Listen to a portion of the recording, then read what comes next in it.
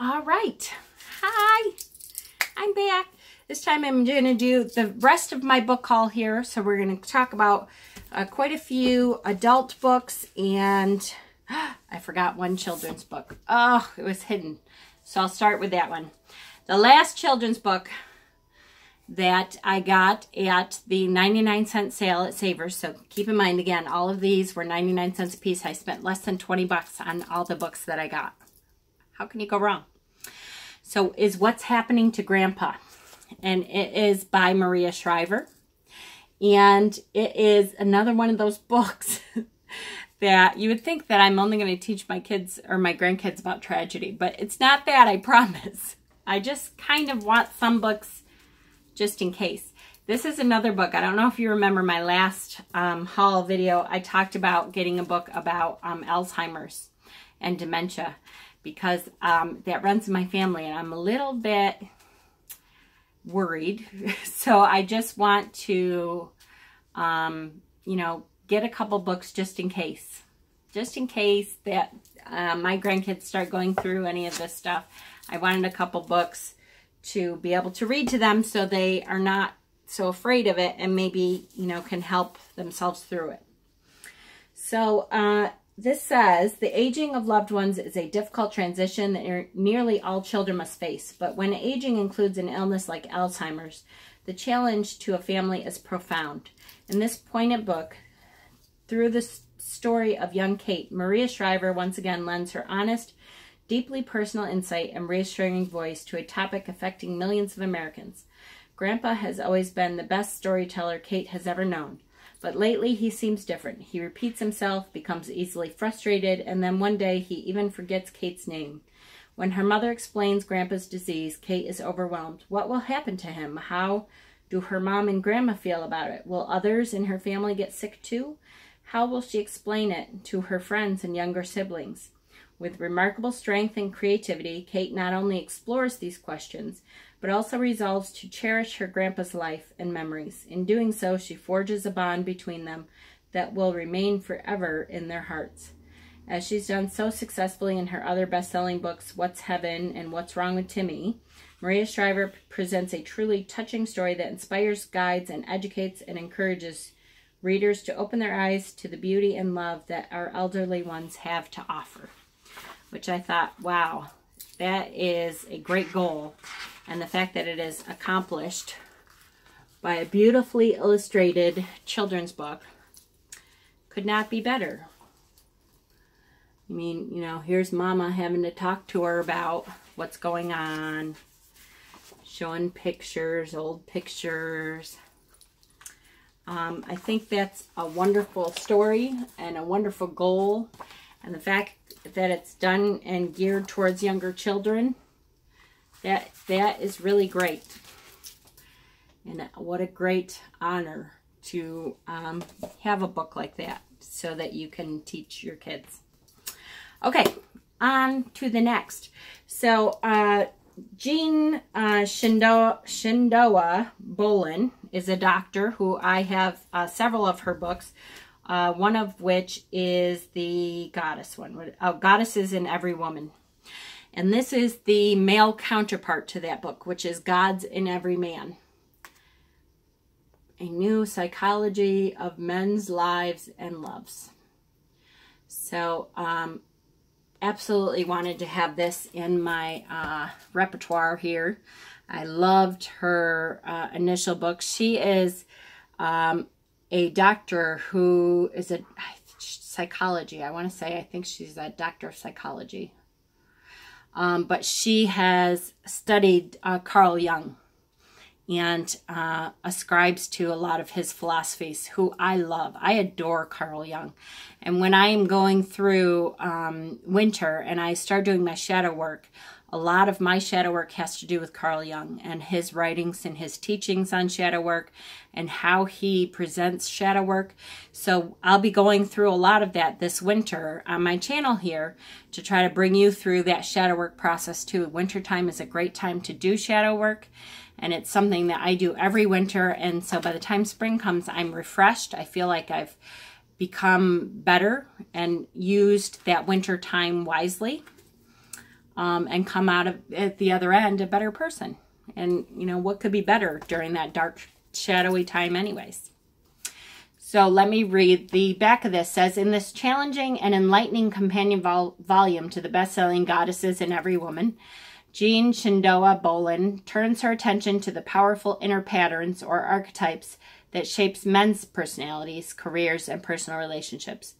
Viewing these archetypes as the inner counterparts of the outer world of cultural stereotypes, she demonstrates how men and women can gain an invaluable sense of wholeness and integration when they do this, when what they do is consistent with who they are.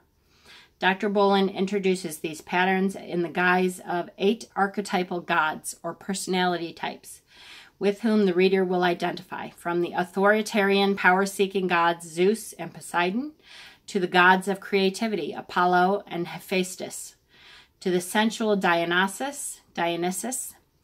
Dr. Bolen shows men how to identify their ruling gods, how to decide which to cultivate and which to overcome, and how to tap the power of these enduring archetypes in order to enrich and strengthen their lives. She also stresses the importance of understanding which gods you are attracted to and which are compatible with your expectations, uncovers the origins of the often difficult father-son relationships, and explores society's deep conflict between nurturing behavior and the need to foster masculinity. Great, great book. And maybe I can get my husband to read it with me. That would be great. I got a book. So one of my favorite all-time poets is Yeats. W.B. Yeats, William Butler Yeats. So this is the third edition, Selected Poems and 3 Plays by Yeats. W.B. Yeats has a way of writing that just is beautiful. And to me, even though he wasn't a pagan, he talks very often about nature and in a way that I absolutely identify with. And he discusses fae. He talks about the fairy world a lot.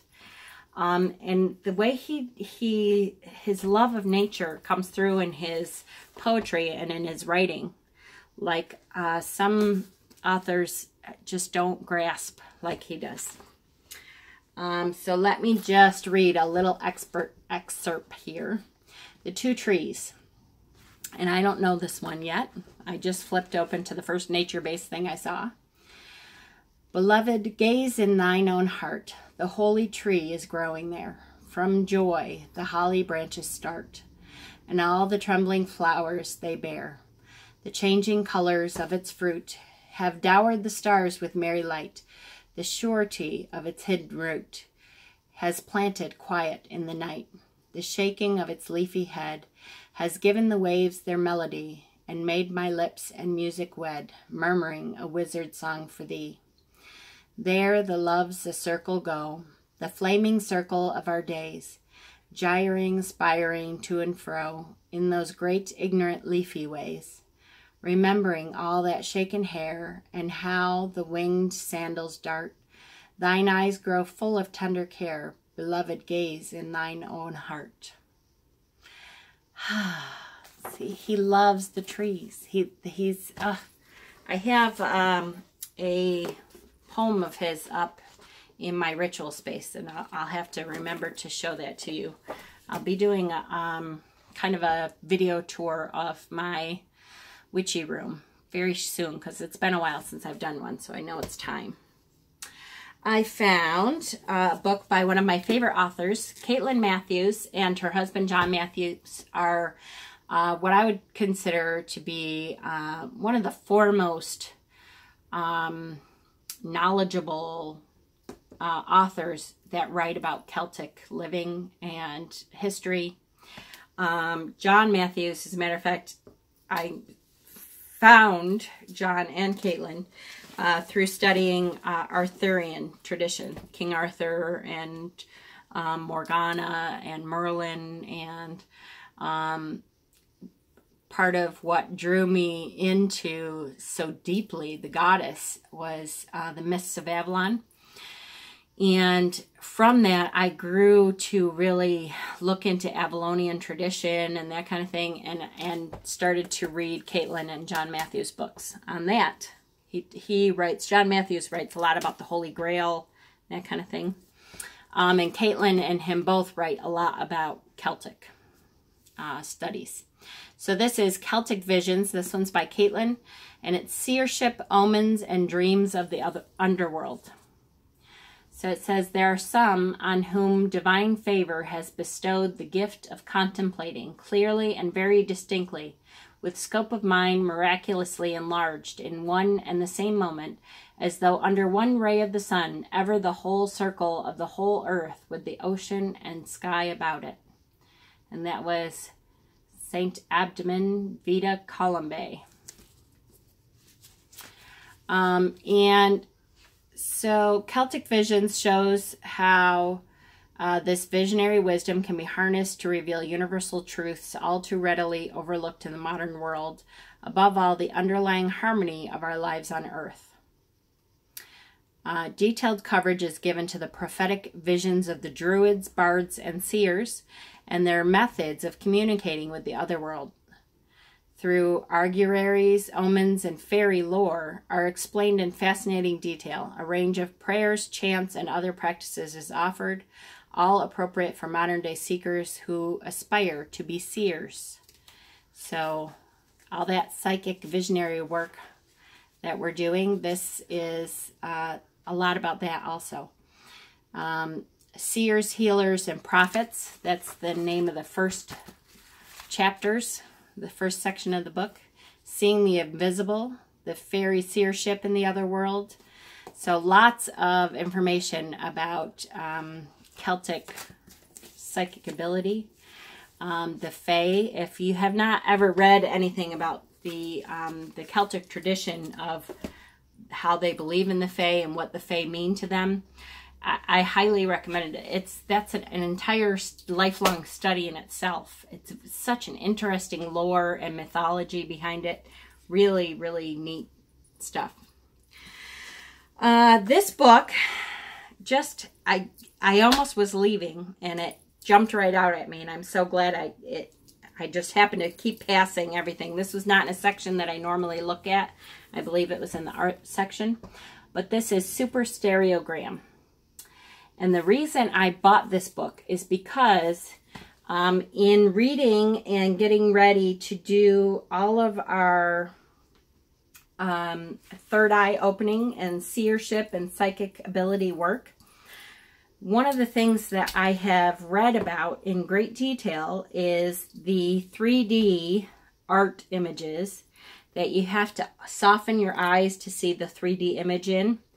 And this is an entire book of those 3D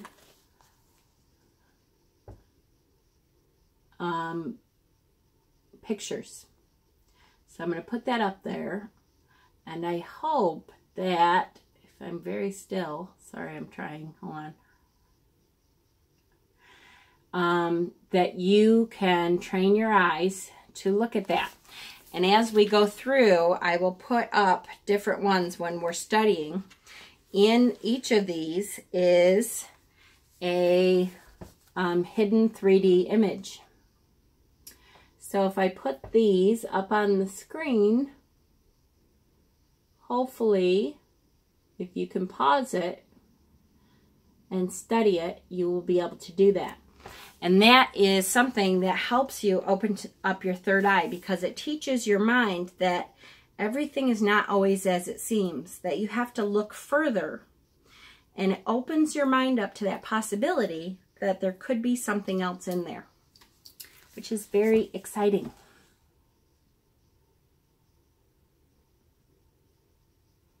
I don't know if they will work on a video screen, but we can certainly try it and see. I myself, obviously will have an easier time because I have them in front of me. But all of these have that image in there. So if I put some on the screen and you pause, hopefully you can see them. And that is great practice for your opening your third eye. Yay, which we will talk about more in the next video about the third eye. I got a book about the Celtic Art Source book. This book I got specifically because it has all kinds of Celtic knots, Celtic crosses.